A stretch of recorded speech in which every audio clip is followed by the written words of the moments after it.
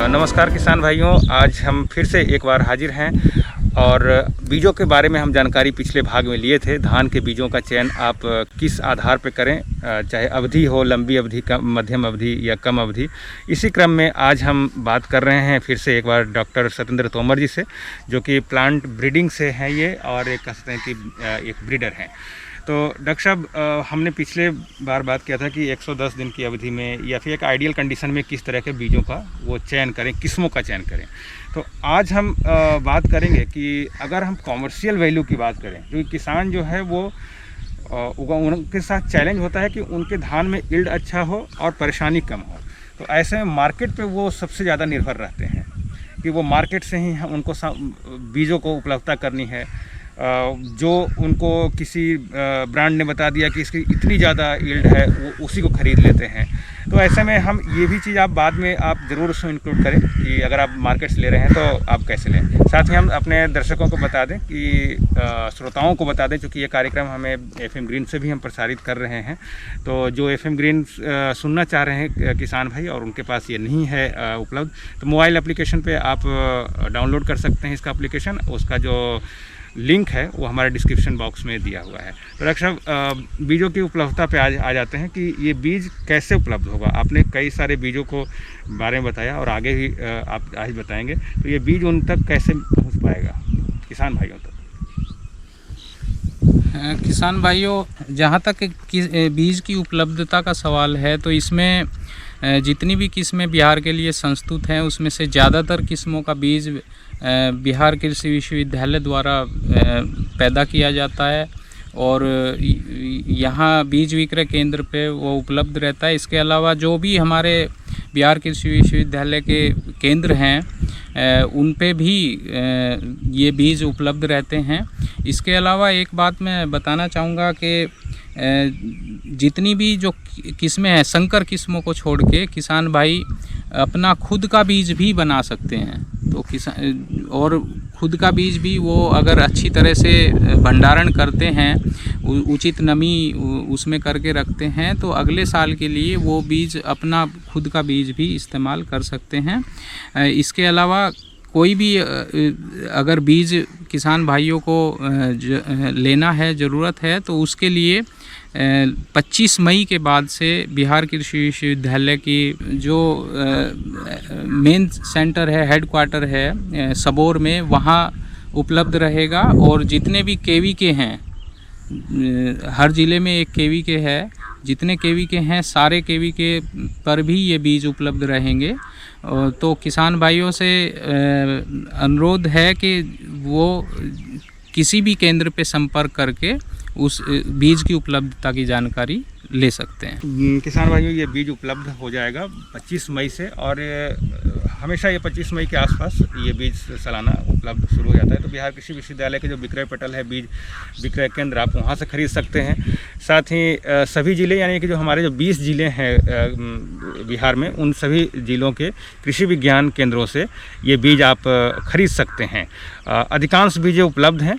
और हम कुछ और बीजों के बारे में बात करते हैं डॉक्टर साहब, जो कि सबसे पॉपुलर है, जो अधिक संख्य किसान जो है उसको लगाते हैं, जिसमें श्वेता है, जिसमें मंसूरी है, कुछ सुगंधित धान है।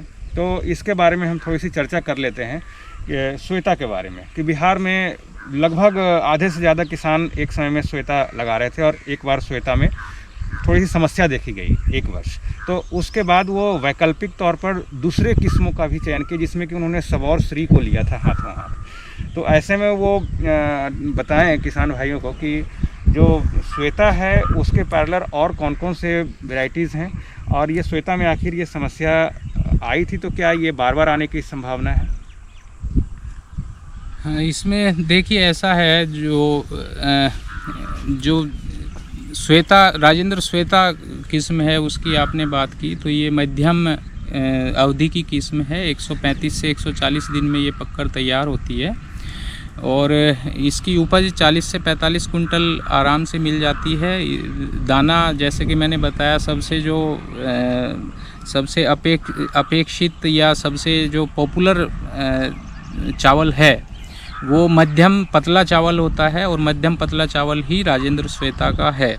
इसके अलावा जैसे किसान भाई सोनम एक वैरायटी लगाते हैं, तो सोनम के बिल्कुल सोनम के जैसा ही चावल राजेंद्र श्वेता का है। तो ये तो वजह रही इसके पॉपुलर होने की, क्योंकि इसका मार्केट में प्राइस ज़्यादा मिलता है, दाम ज़्यादा मिलता है और किसानों के खेत पर से ही ये बिक जाती है, तो इसलिए ये किसानों में ज़्यादा पॉपुलर हुई है। जहाँ तक इसकी समस्या की बात है तो एक बैक्टीरियल लीफ ब्लाइट एक बीमारी होती है, वो इसमें एक वर्ष देखी गई थी, लेकिन उसमें मैं आपको बताना चाहूँगा कि ये हर बार उसमें ये चीज़ देखा नहीं गया है, पहली बात। और दूसरी बात उसका क्योर कर सकते हैं, उसकी रोकथाम की जा सकती है। किसान भाई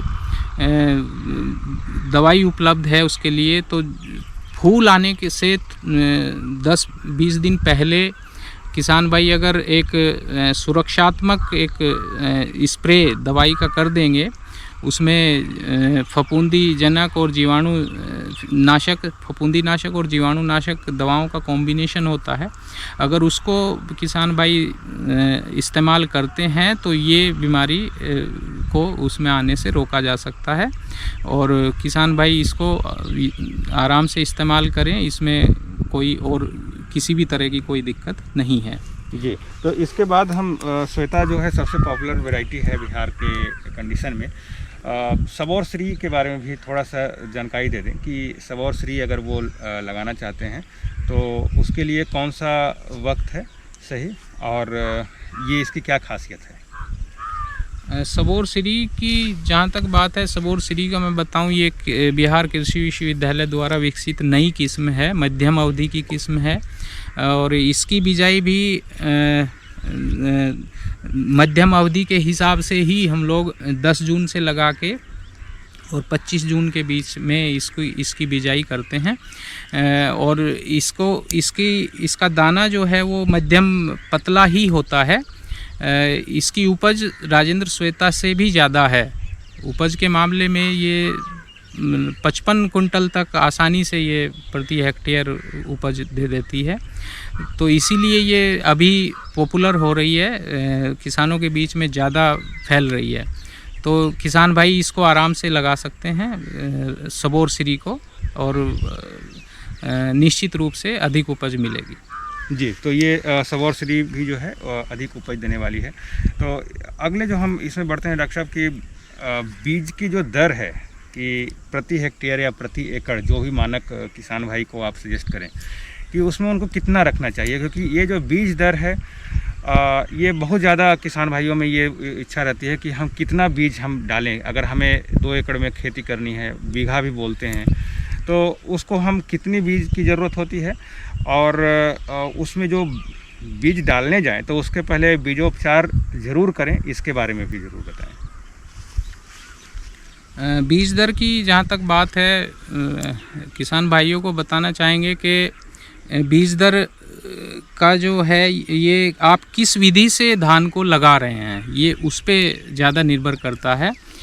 तो जैसे जो परंपरागत हमारी विधि है धान लगाने की, रोपाई विधि, उसमें हम कादो करते हैं, उसके बाद पहले नर्सरी तैयार करते हैं, फिर खेत में कादो करते हैं, उसके बाद वो नर्सरी को फिर ट्रांसप्लांट करते हैं 21 से 25 दिन के बीच की जो जब नर्सरी हो जाती है। तो इस विधि से अगर हम जाएंगे तो जब हम अगेती जो अगात किस्में हैं उनकी जब हम बात करते हैं तो उसमें थोड़ा सा बीज हम लोग ज़्यादा यूज़ करते हैं, तो लगभग 20 से 25 किलो के बीच में हम लोग बीज का इस्तेमाल कर सकते हैं। और वहाँ पे हम इस अगात किस्मों के लिए हम लोग किसान भाई इस चीज़ का ध्यान रखें कि उनकी जो पौधे से पौधे की दूरी है वो भी कम रखनी है।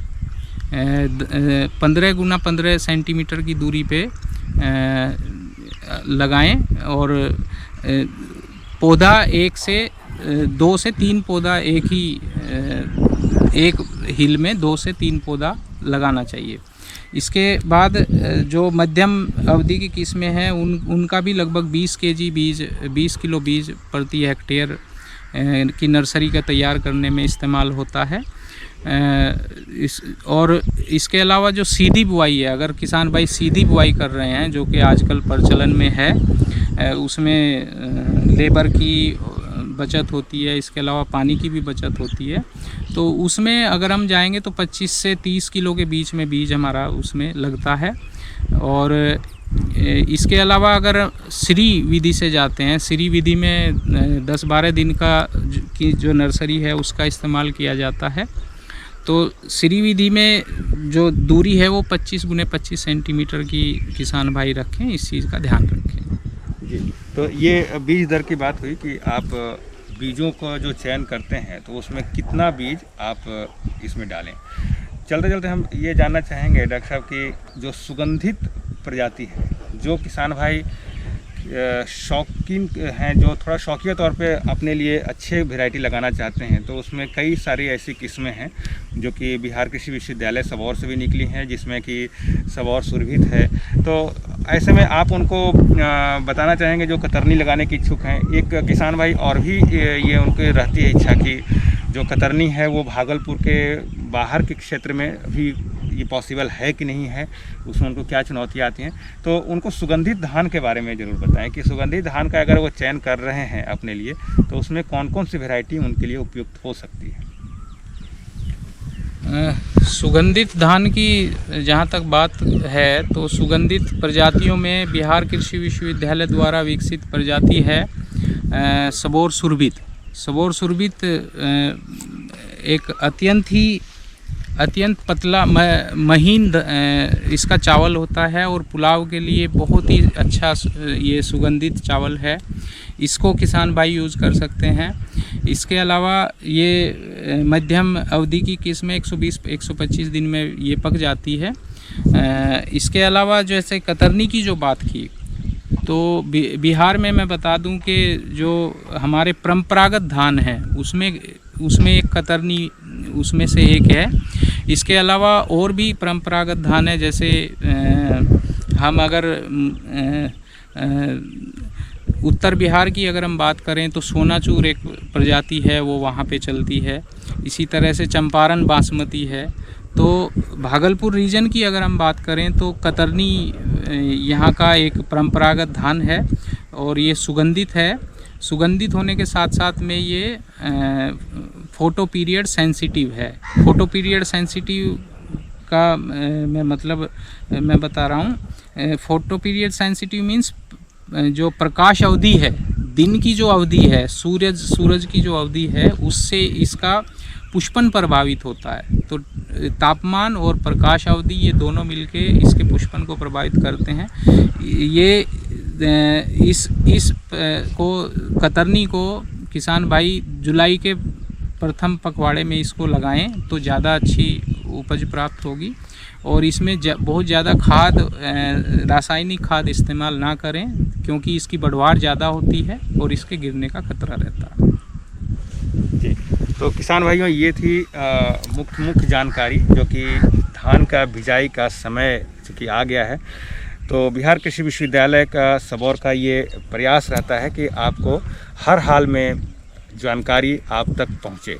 तो ऐसे में जब पेंडेमिक का दौर चल रहा है, ये महामारी का दौर है, तो आपको बहुत ज़्यादा भागदौड़ न करनी पड़े, आपको जानकारी आपके घर बैठे मिले और आप अपने नज़दीकी बाज़ार या फिर बिहार कृषि विश्वविद्यालय सबौर के विभिन्न केंद्रों से आप बीज की खरीदारी करें, क्योंकि बीज विक्रय जो है वो सरकार द्वारा खोली रखी गई है। इसमें किसी तरह की कोई पाबंदियां नहीं हैं। और आपको हम ये भी जानकारी दे दें कि धान के बिजाई से लेकर धान की पूरी खरीफ सीजन शुरू हो रही है। तो ऐसे में जो कोविड प्रोटोकॉल है, जो उसके जो नियम जो बनाए गए हैं, कोविड एप्रोप्रिएट बिहेवियर कहते हैं कि कोविड के अनुरूप आप व्यवहार उसमें ज़रूर अपनाएं, क्योंकि गांव में भी कोरोना का प्रकोप देखा जा रहा है। तो ऐसे में आप इन बातों का ज़रूर पालन करें। जो भी मज़दूर भाई हैं, जो भी किसान भाई हैं, उनमें एक दूसरे से दूरी, साथ ही जो कृषि यंत्र है या फिर किसी तरह का जो आप प्रयोग कर रहे हैं उसमें सैनिटाइज़र का भी साथ में आप रखें अपने पास में। न है तो आप पानी भी आसपास रखें और उसके ज़रिए उन बातों का पालन करके ही खेती में अपने आगे बढ़ें। तो आज के लिए बस इतना ही। हम अगले भाग में कुछ और भी कार्यक्रम लेकर आएंगे। नमस्कार।